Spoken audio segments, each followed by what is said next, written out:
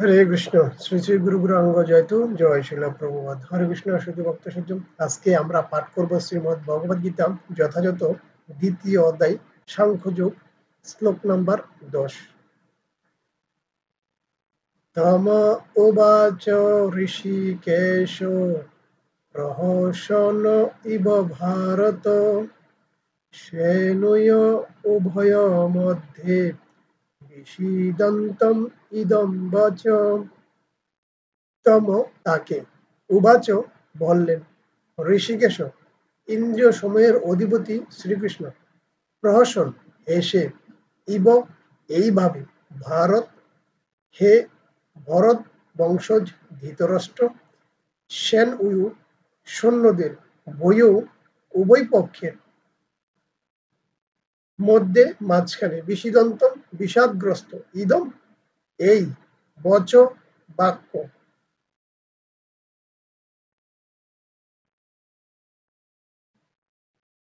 হরে কৃষ্ণ। অনুবাদ।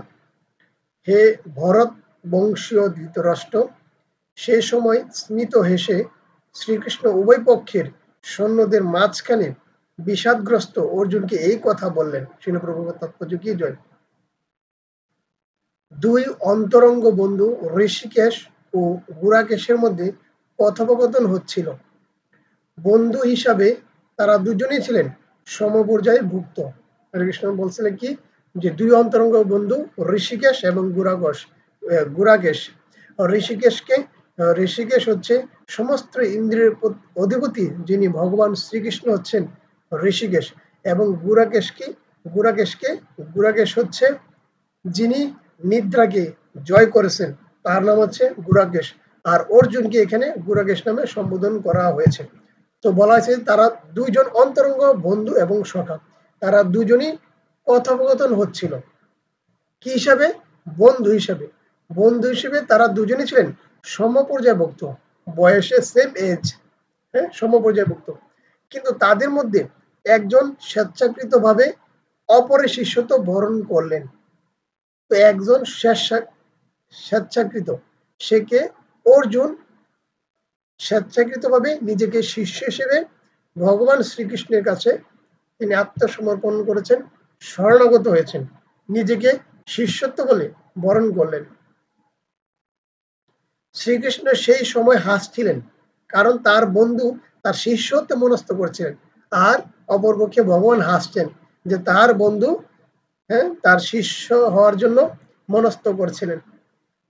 কিন্তু যদিও পরমেশ্বর ভগবান তিনি বিশ্ব ব্রহ্মাণ্ডের, অনন্ত বিশ্ব ব্রহ্মাণ্ডের মালিক, যিনি সমস্ত কিছুর সর্বকারণের পরম কারণ, সে ভগবান, তিনি একটা অভিনয় করছেন, সে অভিনয় আছেন কি হিসেবে, বন্ধু হিসেবে। তো যখন অর্জুন তাকে বলছেন যে আমি তোমার শিষ্য হব, আমি তোমার শিষ্যত্ব বরণ করলাম, তুমি আমাকে উপদেশ দান করো, তখন ভগবান শ্রীকৃষ্ণ তখন হাসছেন। তিনি পরমেশ্বর, তাই প্রভুরূপে তিনি সকলেরই নিয়ন্ত্রণ, কিন্তু তা সত্ত্বেও তিনি তার ভক্তের বাসনা অনুযায়ী তাদের বন্ধু, পুত্র ও প্রেমিক হতে সম্মত হন।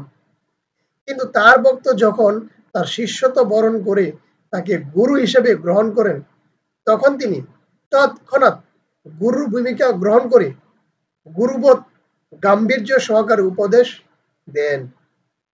এখানে আমরা দেখতে পাই গুরু ও শিষ্যের মধ্যে কথোপকথন হয়েছিল প্রকাশ্যভাবে যুদ্ধক্ষেত্রে দুই সেনানীর মাঝখানে, যার ফলে সেই কথা শ্রবণ করে সকলেই লাভবান হতে পেরেছিল। হরে কৃষ্ণ। এখানে আমরা দেখতে পাই গুরু ও শিষ্যের মধ্যে কথোপকথন হয়েছিল প্রকাশ্যভাবে যুদ্ধক্ষেত্রে দুই সেনানীর মাঝখানে, যার ফলে সেই কথা শ্রবণ করে সকলেই লাভবান হতে পেরেছিল। এর দ্বারা প্রমাণিত হয় ভগবদ্গীতার বাণী কোনো বিশেষ ব্যক্তি, সমাজ অথবা সম্প্রদায়ের জন্য নয়। তো এই গীতার বাণী কোনো বিশেষ ব্যক্তি বা সম্প্রদায়ের জন্য নয়, এই বাণী সকলের জন্য, এবং শত্রু মিত্র নির্বিশেষে সকলেই এর যথার্থ মর্ম হৃদয়ঙ্গম করে ভগবানের চরণে শরণাগতি লাভ করতে পারে। এখানে বলা হয়েছে যে অর্জুন এবং কৃষ্ণের মধ্যে কথোপকথন হচ্ছিল, এবং অর্জুন শিষ্যরূপে ভগবান শ্রীকৃষ্ণের কাছে শরণাগত হয়েছে। এখানে বলছে যে দুজনে হচ্ছে সম বয়স, সম এজ, সমপর্যায়ভুক্ত, তারপরও কি করেছেন যে অর্জুন ভগবান শ্রীকৃষ্ণের কাছে আত্মসমর্পণ করেছেন, শিষ্যত্ব বরণ করেছেন। তো সেই জন্য যদিও ভগবান এখানে অভিনয় করছেন, একটা রোলে আছেন, তো সেই জন্য যিনি বিশ্ব ব্রহ্মাণ্ডের মালিক তার তো অবশ্যই বন্ধু হওয়ার কথা না, কিন্তু ভগবান ভক্তের বাসন অনুযায়ী তিনি তার রস আস্বাদন করেন, তিনি লীলা আনন্দ আস্বাদন করেন। তো সেই জন্য তিনি সেই রূপেই তিনি এখানে অভিনয় করছেন মাত্র। যদি আমরা ভেবে দেখি তাহলে ভগবান হয়ে কেন সারথি হয়েছেন, এটা একটা প্রশ্ন থাকতে পারে না? ভগবান কেন সারথি হয়েছেন? কারণ ভগবান চেয়েছিলেন যে ভক্ত যেমন ভগবান যেমন ভক্ত যেমন ভগবানের অধীন বশীভূত থাকেন, ঠিক তেমনি ভগবানও একজন ভক্তের প্রেমের বশীভূত থাকেন। ঠিক এখানে অর্জুনের সারথি হয়ে এসেছেন, কারণ অর্জুনের বশীভূত হচ্ছে ভগবান শ্রীকৃষ্ণ, তার ভক্তির দ্বারাই তিনি আবদ্ধ হয়েছেন। দুর্যোধন এবং অর্জুন যখন সেনা চাইছিলেন, তখন দুর্যোধন চাইছেন কি যে ভগবান দুইটা অপশন দিচ্ছেন যে আমার নারায়ণী সেনা চাই নাকি আমি চাই, আমি যে পক্ষে থাকবো সে পক্ষে আমার নারায়ণী সেনা থাকবে না, এবং অপর পক্ষে আমি থাকবো, আরেক পক্ষে নারায়ণী সেনা থাকবে। অনেক 11 কি মনে নারায়ণী সেনা, এটা অনেক বিশাল, এখানে হাতি, অশ্ব সেনা, তারপরে সৈনিক যা আছে সবকিছু। তখন অর্জুন এবং দুর্যোধন যখন গেল, তখন দুজন তার মনে আগিয়ে ছিল যে আমি অর্জুন তো একা, এই মূর্খ অজ্ঞানতা অবস্থা থাকলে যা হয় যে সে চায় অনেক লক্ষ লক্ষ সৈন্য চায়, সে কৃষ্ণকে চায় না। কিন্তু অর্জুন জানেন যে তখন তিনি ভাবছেন, কারণ তিনি তো জানেন তিনি হচ্ছেন বন্ধু সখা এবং তিনি ভগবান, তিনি সেটা জানেন। তখন জীব শিক্ষার জন্য তখন পরবর্তীতে যখন শুয়েছিলেন, অর্জুন যুদ্ধজন গেছিলেন যে মাথার সামনে, যে সে ভাবছে যে চোখটা খুললে আমার দর্শন করবো, আমি তার মুখের সামনে। কিন্তু অর্জুন যখন ভগবান যখন শুয়েছিলেন, তখন অর্জুন তাকে ঘুম থেকে ডাকাতে পারতেন, তিনি সবার প্রথমে গিয়েছিলেন, চাইলে তিনি ঘুম থেকে ডাকাতে পারতেন ভগবানকে, কিন্তু তিনি না ডেকে তার চরণে শুয়েছিলেন, ভগবানের বন্দনা করতেছিলেন যে কৃষ্ণ উঠবে তখন তাকে স্বস্তির বলা যাবে। কিন্তু দুর্যোধন বসে রয়েছে, তিনিও বসে রয়েছেন কৃষ্ণের কাছে। তখন যখন কৃষ্ণ চোখ খুলল, চোখ খুলে চোখ কিন্তু প্রথমে নিচে দিকে, মানে যখন চোখ খোলা হয় তখন নিচে দিকে চোখ পড়ে, উপরে কিন্তু পড়ে না। তখন প্রথম চোখে পড়ছে অর্জুনের চোখে। হ্যাঁ, তখন অর্জুনকে বলা হয়েছে বলো তুমি কে চাও, বলছে যে আমার নারায়ণী সেনা চাই না, আমি স্বয়ং নারায়ণকে চাই, অর্থাৎ ভগবানকে চাই। তো দুর্যোধন তো মহা খুশি, আরে বোকা, আমি তো চাইছিলাম এটা, নারায়ণী সেনা আমি চাই। আর অর্জুন স্বয়ং তিনি বলছেন আমার নারায়ণী সেনা চাই না, আমি স্বয়ং নারায়ণকে চাই। কারণ অর্জুন ছিলেন বুদ্ধিমান, আর অর্জুন ছিলেন ভক্ত, সে জানে যে এরকম নারায়ণ সেনা যার দ্বারা সৃষ্টি, তো সে তো আরো অনেক কিছুই করতে পারবে, লক্ষ লক্ষ কোটি কোটি নারায়ণী সেনা তৈরি করতে পারবে। তো কি দরকার এই নারায়ণী সেনা? তো অর্জুন জানে। তো এখানেও ঠিক সে অনুসারে, তো যেই কারণে কৃষ্ণ হচ্ছেন অর্জুনের সারথি, ড্রাইভার, চালক। তো যিনি ভগবান যাকে পরিচালিত করছেন তাকে কে হারায়? রাখে হরি মারে কে, আবার মারে হরি রাখে কে।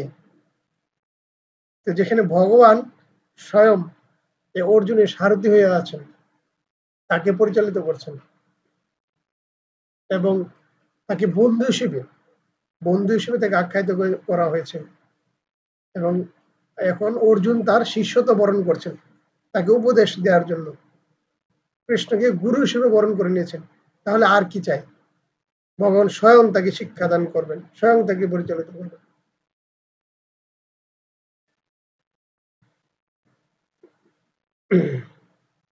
তো এইভাবে এখান থেকে এই শিক্ষা যে সদ্গুরু চরণাশ্রয় গ্রহণ করতে হয় যিনি ভগবানকে জানেন আসলে যিনি ভগবানকে জানেন আমরা যদি বলি যে আমি ঢাকা যাব আমি চিনি না রাস্তাঘাট কিছু চিনি না এখন আমি যদি এমন কারো কাছে গিয়ে বলি যে ঢাকার রাস্তাটা কোন দিকে সে নিজে জানে না সে নিজে কখনো যায় না বা সেই সম্বন্ধে কিছু জানে না আমি যদি তাকে গিয়ে বলি যে ঢাকার রাস্তাটা কোন দিকে তাহলে সে বলতে পারবে না কিন্তু এমন কারো কাছে বলতে হবে যে সে নিজে গিয়েছে এবং অথবা সেই রাস্তা সম্পর্কে তার ধারণা আছে তার কাছে গিয়ে বলতে হবে তাহলে তিনি বলতে পারবেন যে এই বাসে উঠো এই জায়গা থেকে এই স্টেশন থেকে ওই স্টেশনে গিয়ে ঢাকা যেতে পারবো ঠিক তেমনি এখানে সদ্গুরুর কথা বলা হয়েছে একজন সদ্গুরুর সন্ধান গ্রহণ করতে হবে এবং তার শিষ্যত্ব বরণ করতে হবে তো আর বলা হয়েছে কি ভক্তের অধীন হচ্ছেন ভগবান ভগবান ভক্ত যেমন ভগবানকে ছাড়া থাকতে পারে না ঠিক তেমনি ভগবানও ভক্তকে ছাড়া থাকতে পারে না এখান থেকে অনেক শিক্ষা আছে তো এই গীতা শুধু যুদ্ধের কাহিনী নয় এখান থেকে আমাদের সমস্ত আইন এখানে সমস্ত আইন ভগবানের আইন হচ্ছে এই গীতা সারাতিসার বেদের সারাতিসার হচ্ছে এই গীতা অনেকে আমরা বেদ নিয়ে তর্ক করি যে বেদ পড়তে হবে বেদ পড়তে হবে কিন্তু বেদ পড়ার মতো ওইরকম যোগ্যতা এখনো আমাদের হয়নি আগে গীতা পড়ে গীতা যদি বলা হয়েছে যে গীতা পড়লে বেদের সার বেদ তারপর উপনিষদ আরো যত গ্রন্থ আছে 18টা পুরাণ উপনিষদ সব পড়া হয়ে যায় যদি গীতা পড়া হয় এটা ভগবান বলছেন বেদের সার হচ্ছে এই গীতা বেদ পড়তে হবে কিন্তু বেদ হচ্ছে পরে ওরকম যোগ্যতা সম্পন্ন হওয়ার পর তারপর বেদ পড়া উচিত কিন্তু বেদকে অস্বীকার করা যাবে না এটা একটা অপরাধ হ্যাঁ তো বেদ পড়তে গেলে ওইরকম কোয়ালিটি ওইরকম যোগ্যতা আগে অর্জন করে নিতে হবে আমরা প্রাইমারি স্কুল না পড়ে আমরা কখনো গিয়ে ডিগ্রি বা পিএইচডি করতে পারবো না কারণ এটা যোগ্যতা অর্জন করতে হয় হরে কৃষ্ণ আজকে পর্যন্তই আমরা পরবর্তীতে আরেকটি শ্লোক পাঠ করব